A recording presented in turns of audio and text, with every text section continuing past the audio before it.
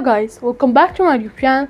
This is me Mohammed Asnan and welcome back to another video. So in our today's video, we are going to talk about a disease known as diabetes.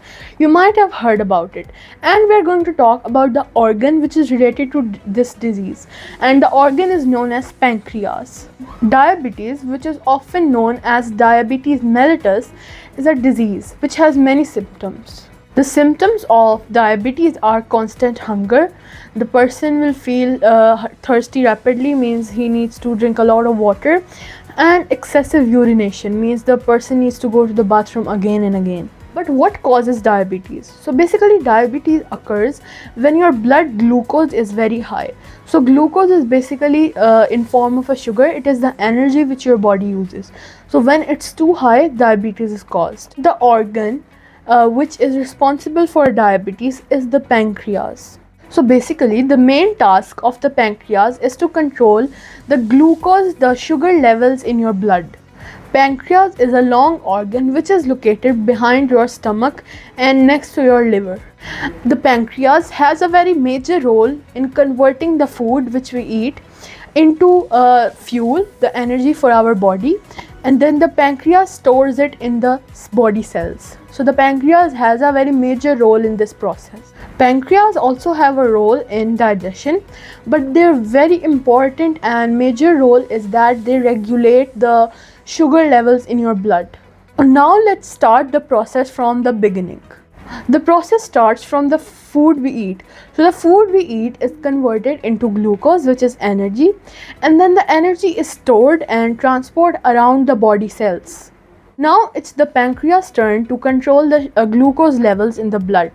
So the pancreas does this by releasing two hormones known as glucagon and insulin. Insulin and glucagon are stored in specialized pancreas cells. Our body doesn't need all the glucose. Some of it is extra. So now the insulin converts this extra glucose into your body cells so that your body can use it in future and store it as energy. So this was the extra glucose. Now let's talk about what if there is less glucose in your body. If the levels of glucose get very low in your body, now the pancreas will release glucagon. So what the glucagon does is that it will take the stored glucose back from your cells and it will send it to your blood.